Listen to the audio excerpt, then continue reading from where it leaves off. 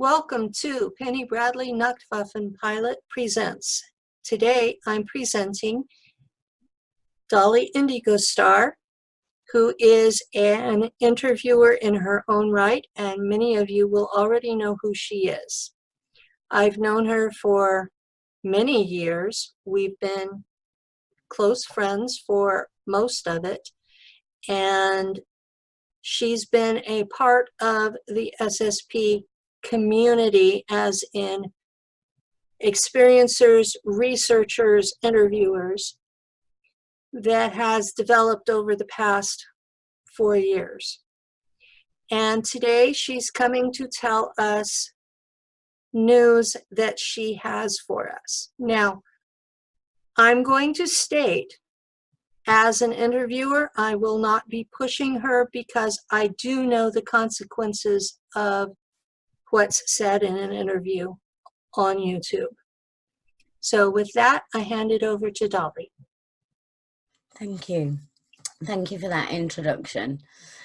The Secret Space Program. Wow, yes. I discovered I was very, very much involved. That's how I started all of this. I started with researching way back in 2010, reaching out for individuals that were similar to myself or had shared similar experiences. That is anything from ET contact to seeing things, feeling things, having things going on in dream state, and things happening in my physical world that I couldn't explain. Being placed into certain situations all my life, from a very young age, since I can remember.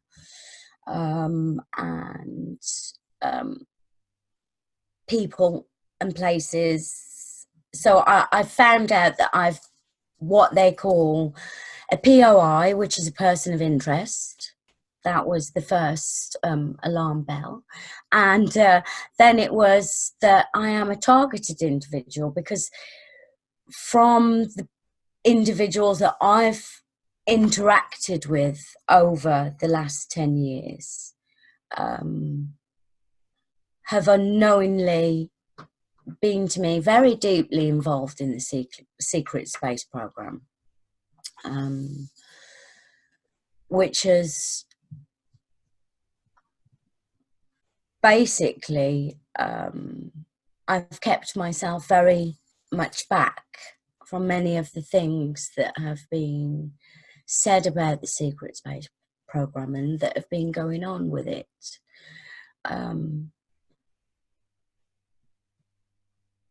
It's very, very real. It's not a joke. It's painful sometimes. It has disrupted my life to the maximum. People are aware I've had death threats. I've been followed. I've been targeted, blocked, hacked 3 times now. It's become the norm. I understand that. Yeah. And when I was 17, I was part of a governmental program. And I lived in a house with 7 other individuals. And we were monitored. And part of that monitoring, I was sent to a workplace, and I can't remember much of it because it's a little bit foggy. And I would be sent to an office building, and I would just be told to write, not about anything in particular, about anything I liked. So I used to sit and write poetry, which is a bit bizarre when you go into work and getting paid for it.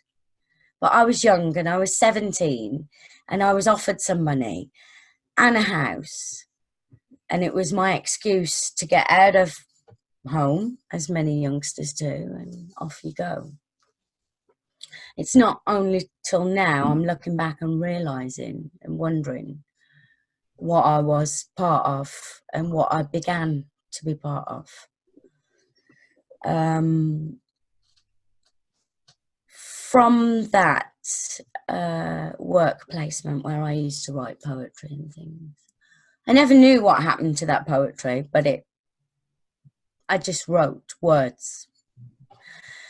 And I met a handler, let's say, and interacted with that handler. Handlers are always a problem. Yeah, handler, who was aware that they were a handler all along, and actually has been a huge part of that secret space program, and triggers and certain targeted events. 2 years ago, I took myself totally off grid. The death threats became a little bit too much. And I had been contacted by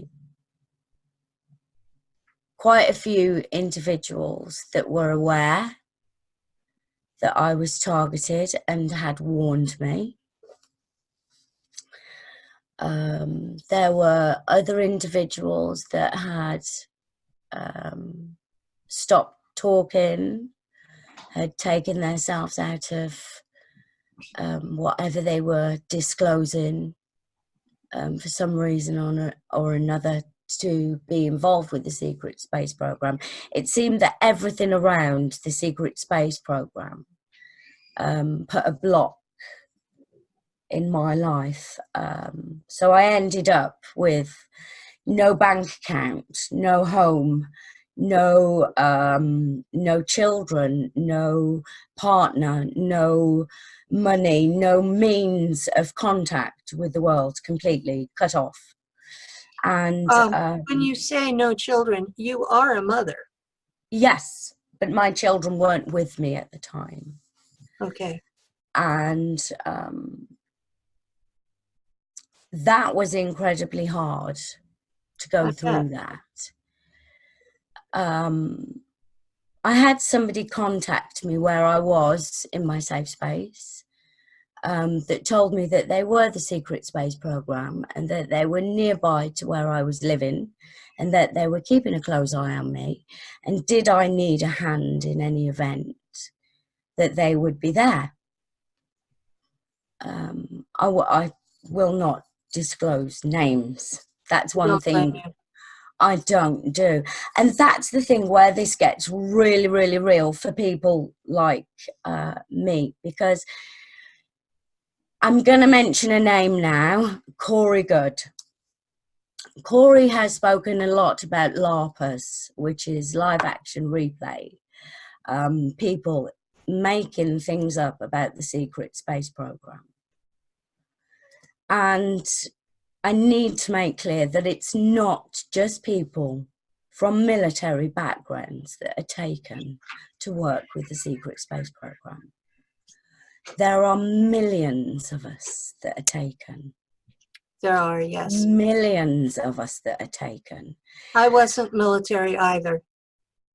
I wouldn't like to put a definite, this is what I'm saying as this is, but I wouldn't put it past that every individual on this planet is not somehow involved in the secret space program. And I say that because it revolves around programs. And I've done this through some of my research. There's lots more to my story and some really, really in-depth stuff that you know personally that I'm just not ready to share yet. But I've spoke to very renowned people all over the world that are very credible individuals that have confirmed some of the things that I have said.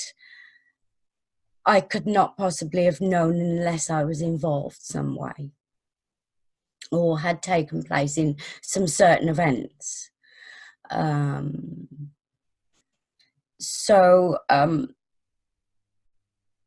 This is very, very real, and it is quite hard to talk about, and I have gone a little bit blank now for a minute, and that often that is one of the things in the secret space program. It's, you know, blocks. We get huge blocks, and I can shift to that memory recall. You know, I did have a traumatic event 2 years ago that did shift a series of events that was like a memory recall. Lots of things came flooding back, right the way from when I was from a baby right up until now. Did you want to share any of the specifics of what you recalled? Lots of ET contact. I've interacted with a few races. I can interact, I can connect, I can astral travel on a very deep level, and I've got lots of my own personal abilities that I like to use just for myself. But I think some of those are the reason why that I was used in the secret space program. Because I can remember from a child, from school, being placed into, taken out of my class and put into a room and asked to play with instruments. And I was all alone, and I could never figure out why I was all alone playing with a lot of instruments, and I'd just sit there and play with them. And then after a while, I'd go back to my class, and certain little events like that, and being taken out and having certain injections and different kinds of experiences, some that I can't remember if they actually happened or if they were a dream. The secret SSP group that I have on Facebook, we did a poll about a year and a half ago where we asked people if they had been pulled out of the classroom in school to have the special IQ tests. So did you experience that? I experienced lots of tests, and I can actually remember being in a maths class, actually, in my secondary school, and I was a bit of a naughty one at school, rebellion indigo kid, and I was placed in the bottom at maths, and we had algebra, and teacher explained it beautifully and gave us these mathematic equations, and I sat and I did them all and took them, and he looked and was like, well, yeah, that's good, but how did you get that? And I'm like, I don't know, and figured it out. And he was like, well, it was right, but he couldn't figure out how I'd done it the way that I'd done it. And I can't remember what I'd done now to that day, but I just remember at the time. And that's always been a really sore subject with me, because I can't believe I got that at that time, because I'm not very good at maths, which is bizarre. But specifically at that time, I was very good at what I did on that paper. It was numbers, figures, symbols. It just connected somehow. I've always had a thing with numbers, figures, symbols, and it's been a very, very deep part of my process. Activations. Yeah. Did you want to talk about which races of extraterrestrials you interact with? I've interacted with Pleiadians, I've interacted with Greys, I've interacted with some I like to call the plasma beings, because they're like see-through, they're like water, they're just like energy. And and they can merge into things a little bit like Predator. They can merge right into their surroundings. I've met reptilians, shapeshifters in the flesh. I've not met shapeshifters in the flesh. I've met several people who have met them, though. I had one seek me out who came to find out where I lived and contacted me by telephone, bizarrely, and asked to meet in a local cafe. And we met, and they revealed themselves to me, who they were. And they revealed a lot of bizarre things that I don't want to talk about, but okay, kind of made sense. And I remember going home that evening thinking, I'm going to have a battle tonight. And I did. Who was the battle with? It was with reptilians.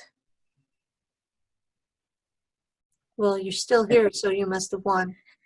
Well, not really, because I got quite hurt, quite injured physically in the physical, and was quite taken out for about 2 or 3 days.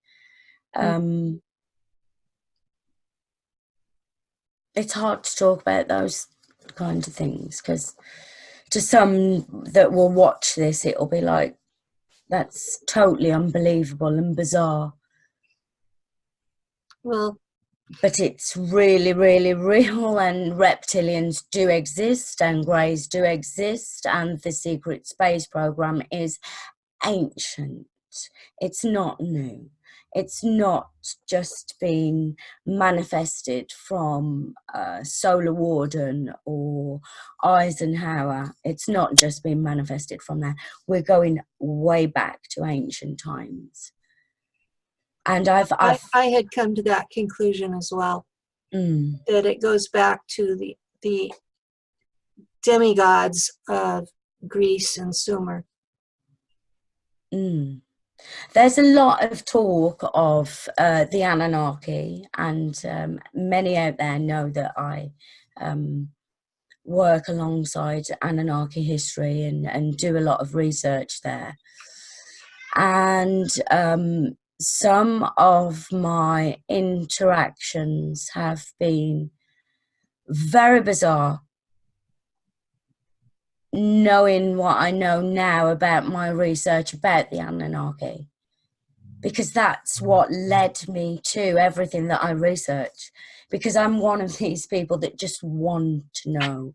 I want to know what's happening to me. I wanted to know that why I was meeting ETs. I wanted to know why I was having UFO occurrences, why I was having some call them abductions, some call them contacts. I wanted to know why. I wanted to know who they were, and I did my own research. And I've had bizarre interactions with many people on the planet. That's a good description. There have been several races that I've interacted with as well. I'm not sure I trust any of them, and I found that the ones that look the most like us are usually the most dangerous, at least from my point of view. But I've met a few in the flesh that have been interesting to teach me something, learn me something, or guide me to be somewhere, to do something. I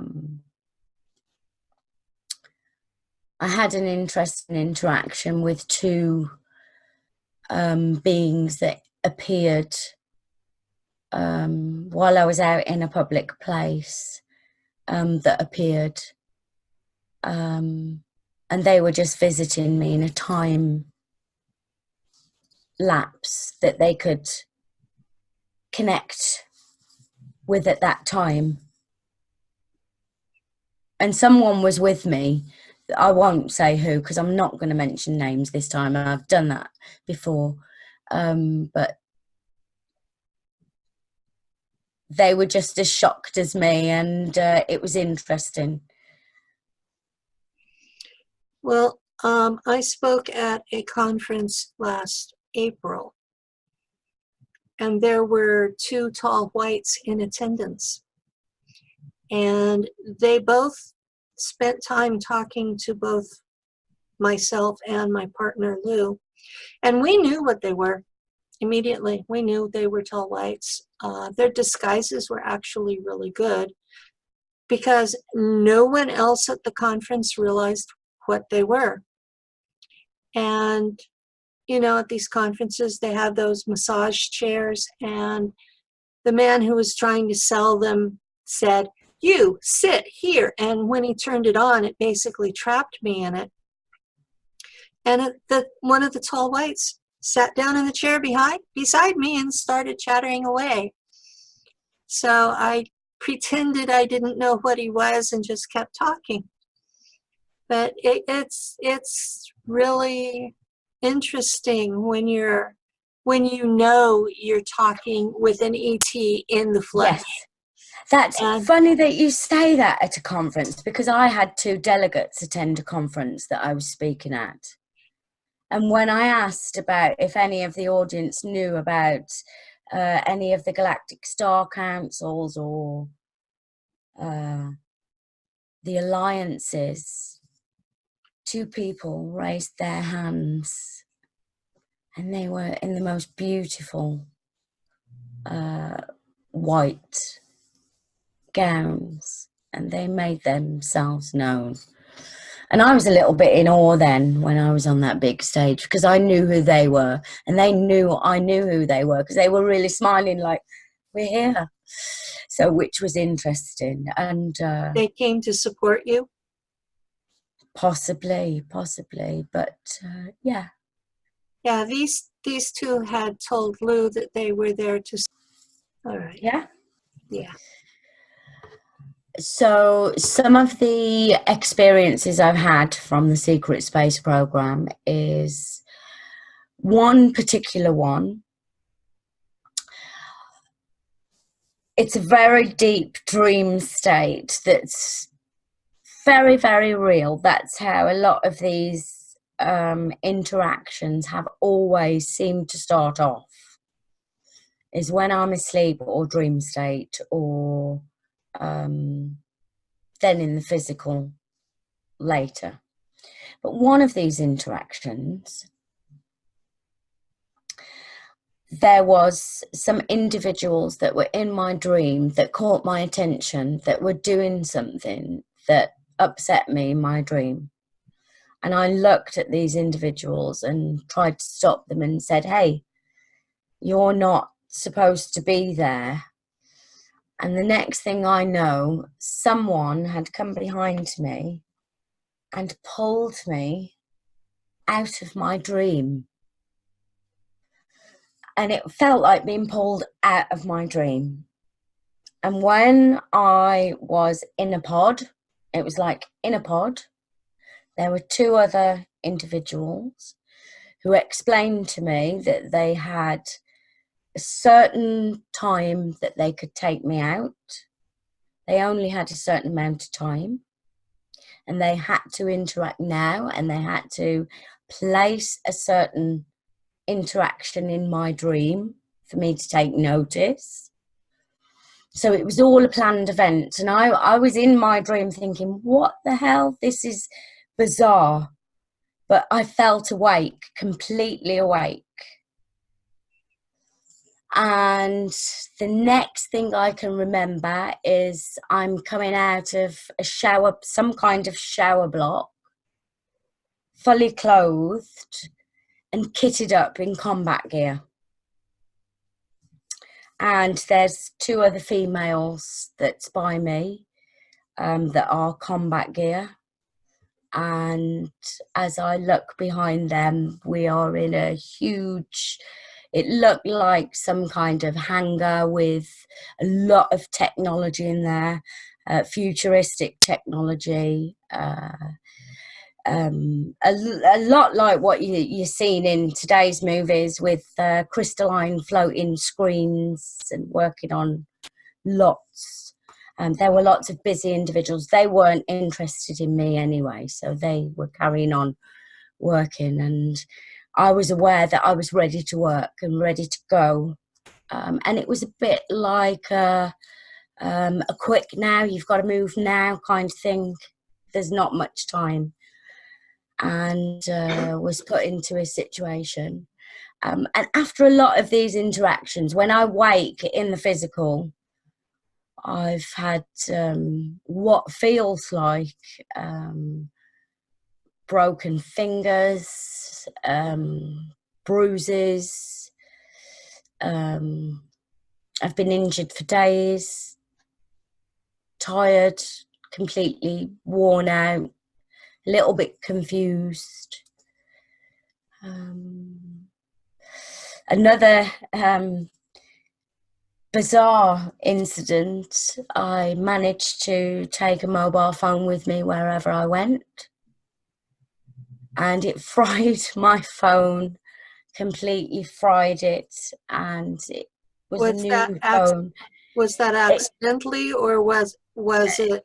I don't know, because I'm a little bit mischievous, and there's lots of interactions where I've had where they're quite funny and quite mischievous, like I've stole things and people have been hunting me down, and you know, and things like galactic guns, and I've had lots of super soldiers chasing me, and I've had great fun using my abilities to hide from them and things like that, and just had a bit of fun with them while they hunt me down.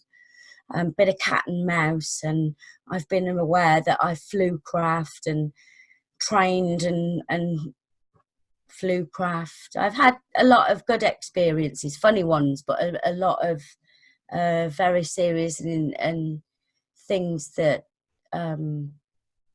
outweigh, let's say. But one of those, when I fried my phone, was it was quite funny because the phone couldn't regulate itself. It couldn't find, it's an iPhone, it couldn't find where it was on the planet. It couldn't find a time zone. It couldn't find a country. It had totally spun off. But I can remember having it with me when I was interacting and I was trying to sync it into some technology that I was using. I have like a little thing that fits to my skin. An enhancement. It's a thing that fits to my skin, and it monitors everything in my interactions of what I have, and I tried to sync it with it and fried my phone. So that was very naughty of me and got told off.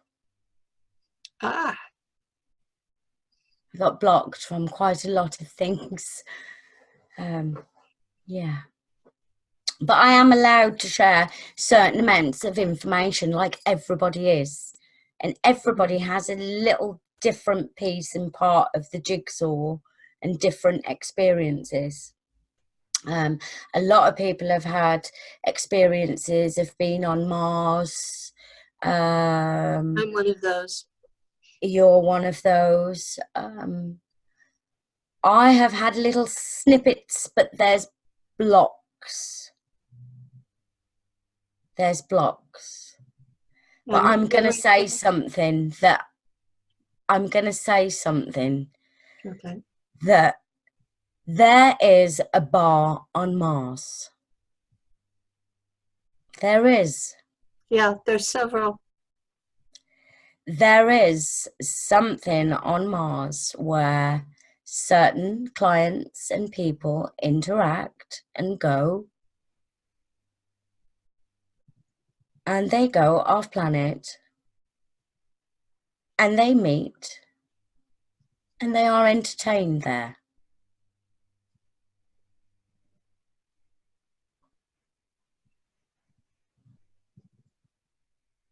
And I have certain recalls of interactions with individuals and certain experiences, but I'll leave that for another time.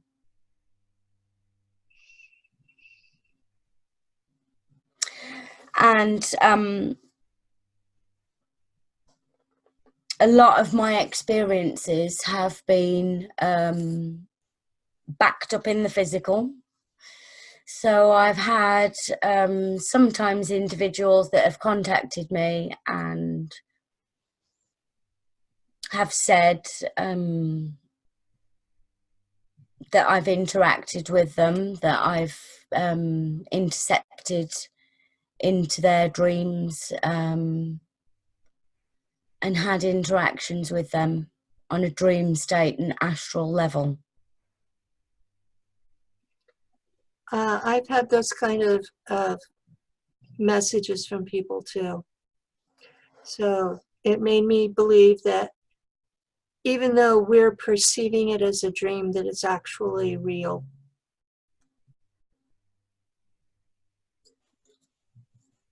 Very real. And that was the main reason for me researching all of this, is because I put it as I was being hijacked in my sleep.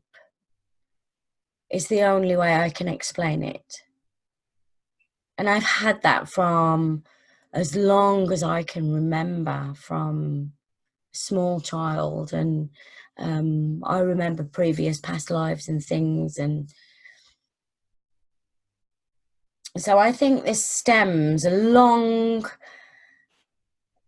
way, and it's very deeply encoded into all of our programs and systems. And it's not just about weaponizing space and looking out there at the cosmos, and we have to think about the bigger picture. Is that evidence is now coming to light that it's a high possibility, incredible, that we have interacted with ET races from the beginning of mankind's history as we know it. Well, that's the logical conclusion for a lot of my experiences, is that this is not a new thing, that the only new part of it is the humans are creating the super soldiers now instead of just the ETs doing it. And it's ancient, isn't it? It's ancient. Yeah, it's very ancient.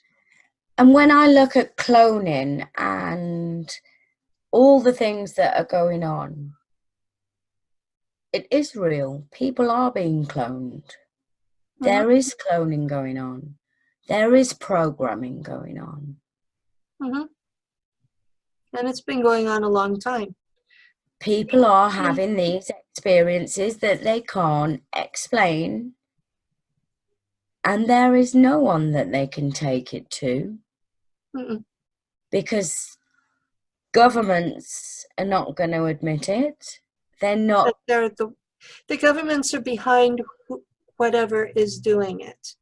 So it's with governmental consent. It is with governmental consent, yeah.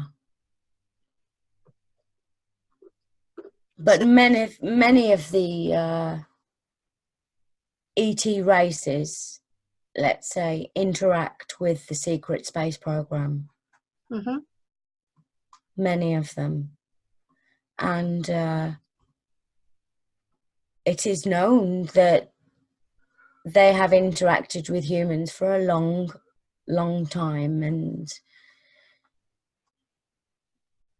this is the new secret space program, and we have the ancient way back secret space program, and unfortunately this is nothing new. We've just moved into a new timeline with it, where it is revealed to humanity how they interact with us. There has been a huge surge since, I'd say, 2006, 7, a huge wave of interactions with humans and ETs, and seeing craft and contact. Well, for myself, I had always been aware of the UFO phenomenon my entire life, but I wasn't aware of my personal involvement in it until an NSA agent activated me in 2013. So that's when my awareness of being part of the secret space program was brought forward. I had enough programming that I didn't realize I was in it until then. So there's a lot of people who have been becoming aware of their personal involvement since 2012, 2013. The group I admin on Facebook, we are constantly having new people. So it's like people are waking up and remembering. By the time it's all said and done, there's going to be thousands of us coming forward. And at that point, they're going to have to stop ignoring it. Sorry, excuse me. So that is true. That is true. There is thousands now that are coming forward. Many of individuals I speak to, even in my everyday private life, that are around me, and they talk of experiences of different things, and it's like an alarm. yeah, when you know you've been there and you start, yeah, when you know you've been there and you start hearing people you think are normals starting to talk about it, then you realize there's something happening at a deeper level that people are starting to remember. So, and there's the programs have got a lot to do with that, breaking the programs down. Us breaking the programs down and expanding our consciousness and connecting is breaking those blocks. The more we become aware of what we're doing and how we're consciously involved, and try to change it, because I always try to change what I'm involved in some way, which is why I break the rules and sometimes get told off and penalised, and you can't say that, you can't do that. But there's a process to it all, and there's a series of awakening of events, there's a series of triggers, and once that has started breaking the programs down, those layers start to remove. And for me, memory recall has been flooding back, and now I can pinpoint, that was that, and that was that, and that was that. And I know what program I was involved in, which was Project Monarch,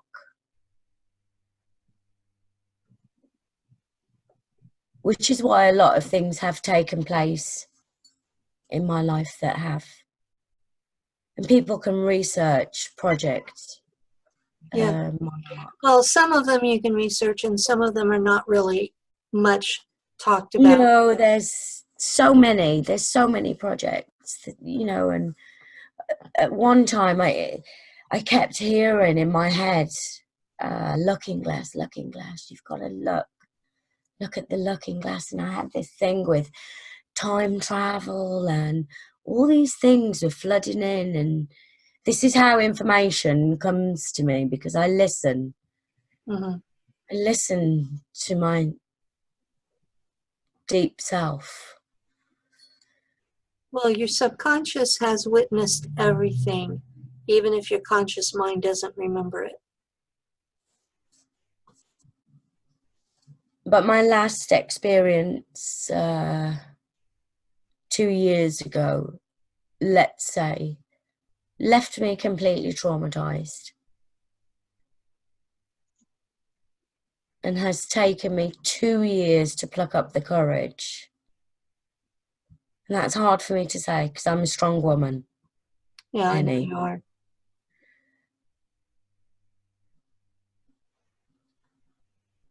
I've So, watched some of the trials you've been through, and yes, you're a strong woman.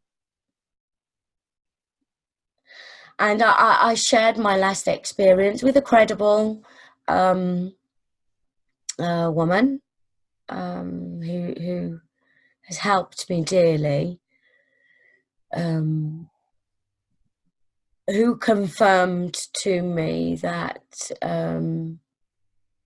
my interaction this time was earth-based, which was interesting. And there was talks of bases and underground bases, and which I've always been aware of and been alerted to, and have had some involvement with military situations over the past, and I've stayed in military accommodation in the past, and can't remember certain events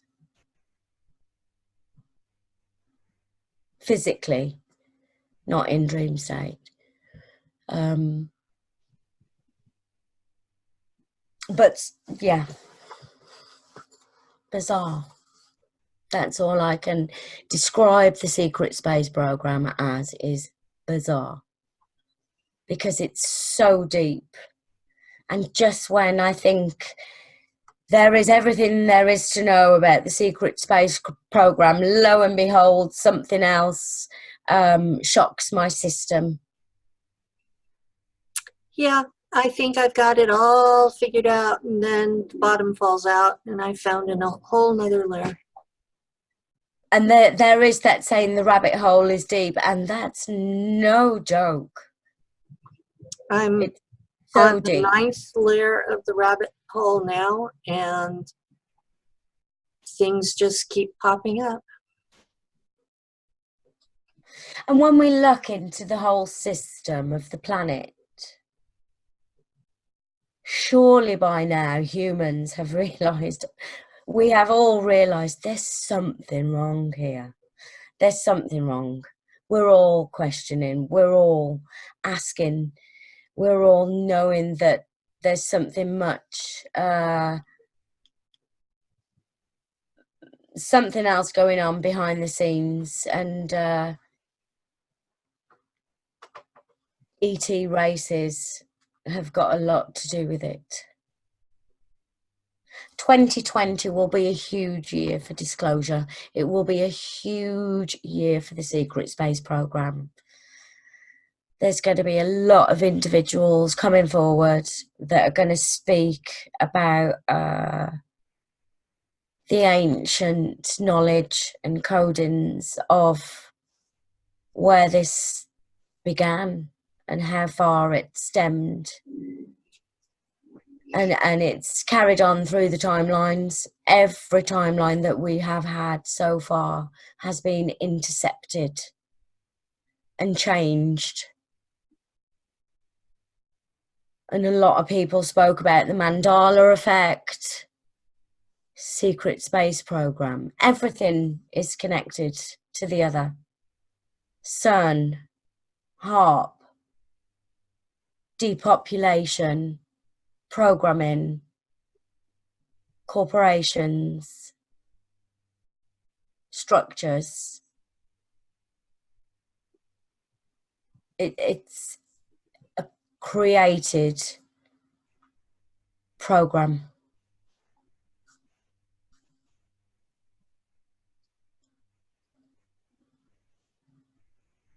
What can I say, Penny?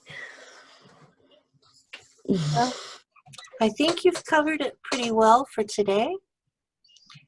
And I'm so glad that we finally got this to come together. Thank you for coming. You're welcome.